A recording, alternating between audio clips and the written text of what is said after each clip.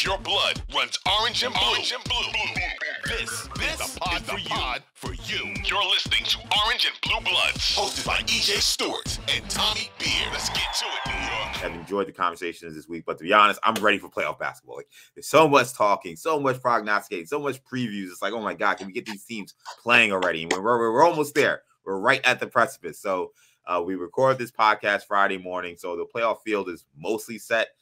I still don't like how this play-in tournament is kind of delayed, just knowing exactly who the actual playoff teams will be in terms of the full 16. But we still don't know who the Bucks will play. We still don't know who the Nuggets play. We have Friday games. You got the T-Wolves hosting the Thunder.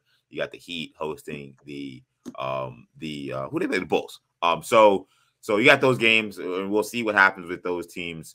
But we know the rest of the matchup. So I want to give a quick kind of premiere of just like what we're expecting in the postseason in the first round. So first time I ask you quickly, favorite or most anticipated first round matchup outside of Knicks and Cavs?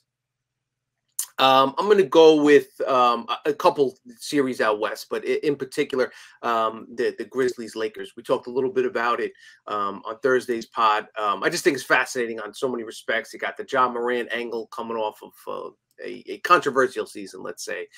They're dealing with some injuries down low. And you have the greatest player of all time, 1A or 1B, however you want to. You got LeBron, a healthy Anthony Davis. Just kind of, that's been a storyline. Would they make the postseason? And then Bron hurts his knee. They make the trade, and it just. Thing I've always, I've always been a big admirer of LeBron and basically what he's done throughout his career.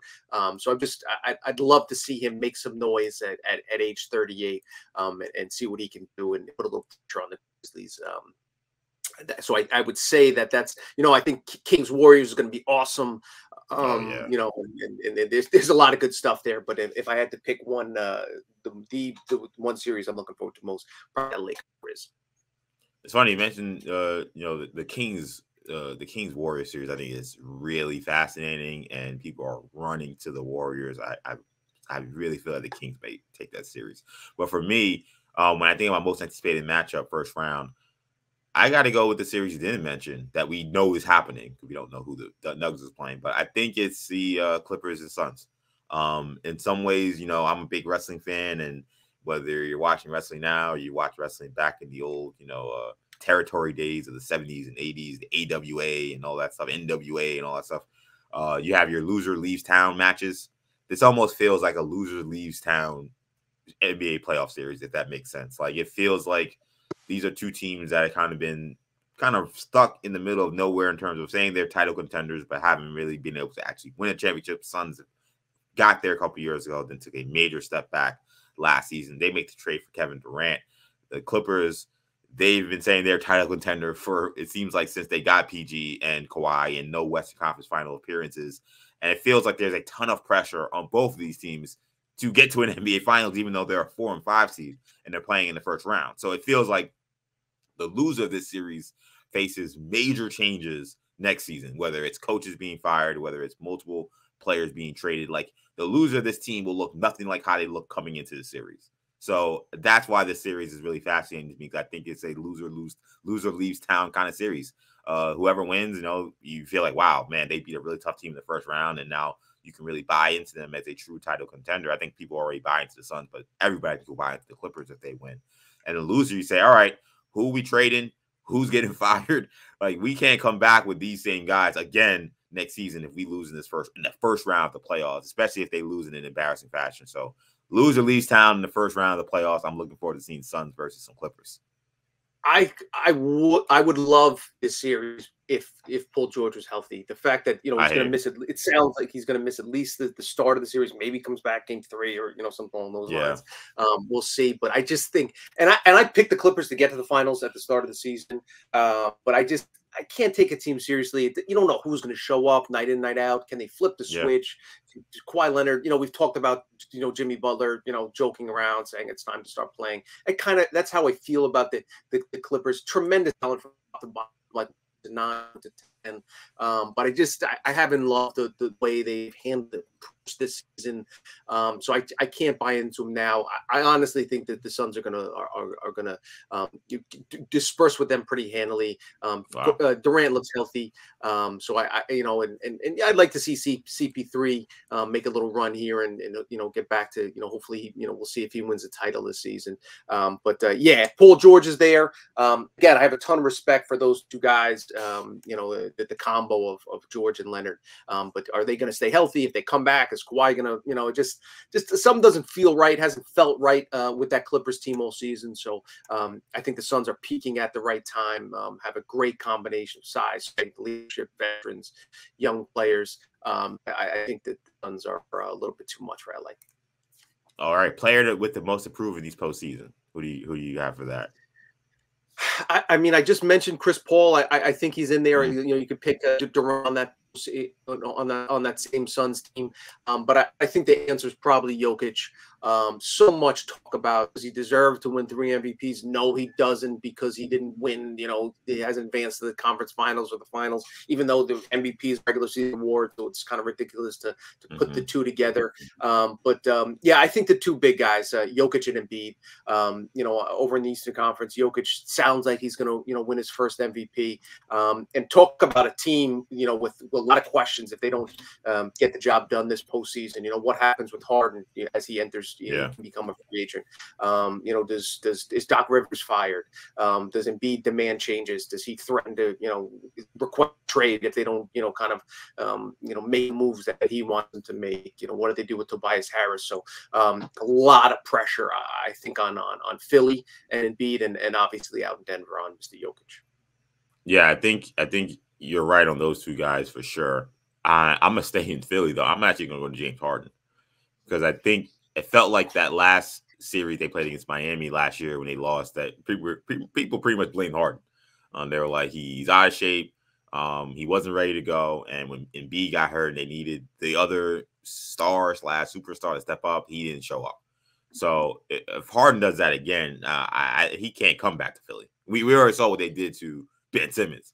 If he has a series like he did against the Miami Heat, he won't be back. I don't think that the fans would allow them to bring him back. He's going to be a free agent anyway. And look, he seems the kind of guy perfectly content to just take his money and go to Houston. So yes, it may not be a sweat on his back, but I'm just saying for his legacy, we want to have that conversation. Or there's pressure coming into the series, like he needs to get it done. He has to be a star. Now he's playing with Embiid, so there's not all this pressure on him. He should have way more favorable matchups now. That's why I think it was so disappointing how he played last season. I think Harden comes in this season with the most to prove. Favorite sleeper team coming into this postseason? If I had to pick a sleeper team, I would, are the Warriors, are the Lakers a sleeper team? I think they're the fourth best odds to win it, come out of the West, right, according to Vegas. So that still counts. I guess so. It's kind of cheating. You know what? I'll go the opposite direction, and I'll take the 3 seed Kings, who I think are underdogs. According to this, I see them making a deep run. Otherwise, I think there's going to be a lot of chalk early on. So I don't really see, Hawks. I think they're going to be handled easily by the Celtics. I agree. So I don't see any of the, whether it's the Bulls or the Heat out east, or the Thunder or the Timberwolves making much noise either. So I think it's going to be a lot of chalk advancing into the second round. Yeah, I kind of agree. I do agree, though, if I was to take a sleeper team, it would be the Kings, because it seems like everybody's ready to run to the Warriors. The Warriors, and everybody knows how much I love Steph Curry, but they've been a awful road team. So, and the Kings have been one of the best home teams, and that's one of the best home court advantages. And we know how old the old Arco Arena used to be back in the day, playing in those games. That Kings home court advantage is going to be incredible in these games. And I think that people are sleeping because they haven't really paid attention. But the Kings have, in my opinion, the best offense in the NBA. They have the best clutch scorer in the NBA, in De'Aaron Fox. And I just take credence in what teams do in the regular season. I don't just say, okay, I know you're a young team and I know you're playing against the defending champs, but what you did in the regular season doesn't matter. Like, I don't care that you've won however many games and you've been solid. These are the reasons why you're going to lose. I've never been that guy.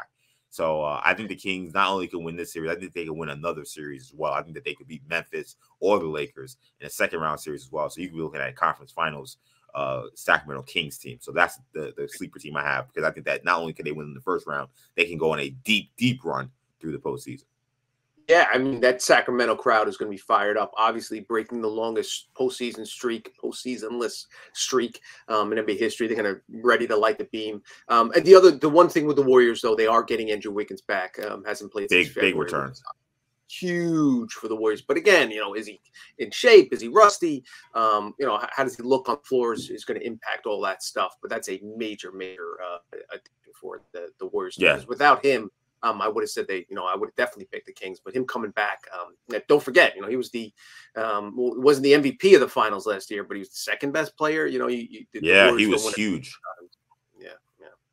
Yeah. That viral clip of him, Andre Iguodala, calling him over and getting him refocused. I think it was in Game 3 or Game 4. Really set Andrew Wiggins up for the rest of that series, and he was crucial in that series, no question.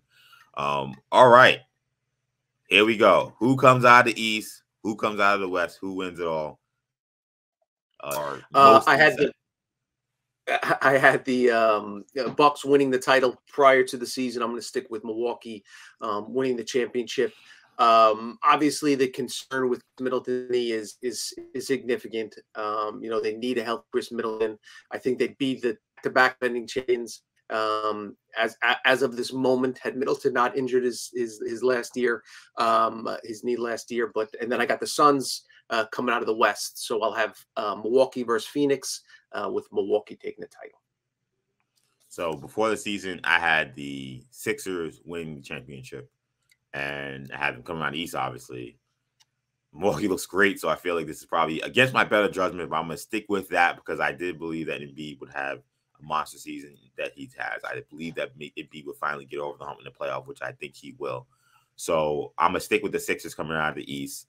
The Western Conference team I have is New Orleans Pelicans, who are not in the postseason. So we can't have those. So now I get a full mulligan, and I have a whole crop of now 9 teams technically, because the Thunder and the and whoever they play, the T-Wolves are technically still in the mix.